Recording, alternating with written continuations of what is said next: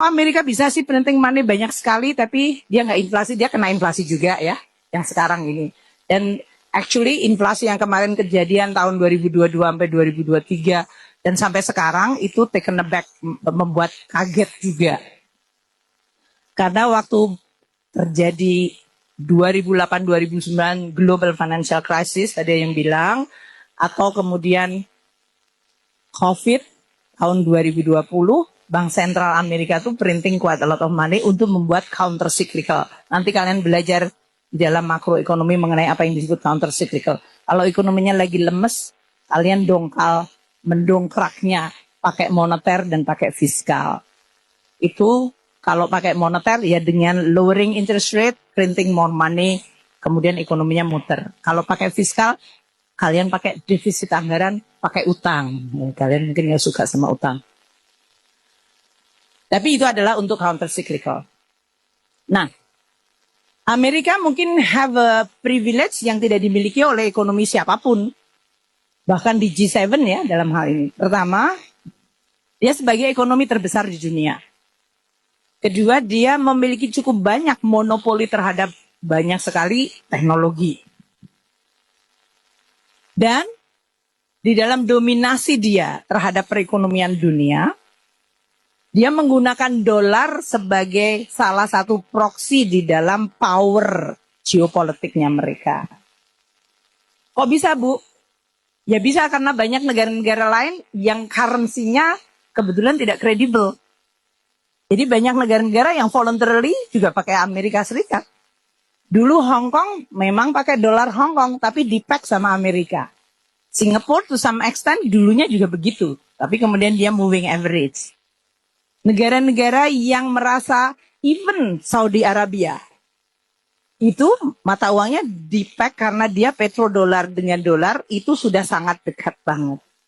Jadi banyak negara-negara yang menganggap bahwa saya kemampuan untuk mengelola monetary policy-nya, how much money should I print, bagaimana menentukan interest rate, bagaimana meng-create growth, karena bank sentralnya masih dalam infancy atau belum punya reputasi, mereka biasanya kemudian paling gampang supaya ekonominya nggak jadi inflasi, overrun dan yang lain, di-peg aja ke dolar. Terutama mereka yang memang very close ke Amerika Serikat. Entah karena petro, entah karena investment, entah karena perdagangan yang lain. Sehingga petrodolar atau dollar, US dollar itu dipakai walaupun size ekonomi Amerika itu sekitar 28% dari ekonomi dunia, tapi penggunaan US dollar itu hampir 60%. Tapi sudah agak menurun sekarang, 50%. Munculnya Cina, kemudian mereka membeli banyak sekali surat-surat utang Amerika, dan mereka kemudian melock in menjadi antara Amerika dan Cina itu nggak bisa dipisahkan. Nah ini terjadi apa yang disebut geopolitical power competition. Dan disinilah mulai muncul gimana kalau kita mulai membuat alternatif. Maka RRT mulai menggunakan RMB-nya. Tapi RRT itu tidak membolehkan RMB-nya go internasional dulu. Sebelum mereka betul-betul kuat. Baru sesudah dia merasa cukup, dia membolehkan terjadinya transaksi RMB di luar RRT. Jadi basically kemampuan kalian untuk mengelola mata uang sampai di luar your jurisdiction adalah your ability untuk making sure tidak hanya masalah confidence, tapi de facto kalian bisa mengontrol bagaimana mata uang itu mempengaruhi ekonomi kalian dan ekonomi yang akan menggunakan mata uang itu. Dan Amerika bisa melakukan itu karena kekuatan ekonomi dan geopolitiknya dia.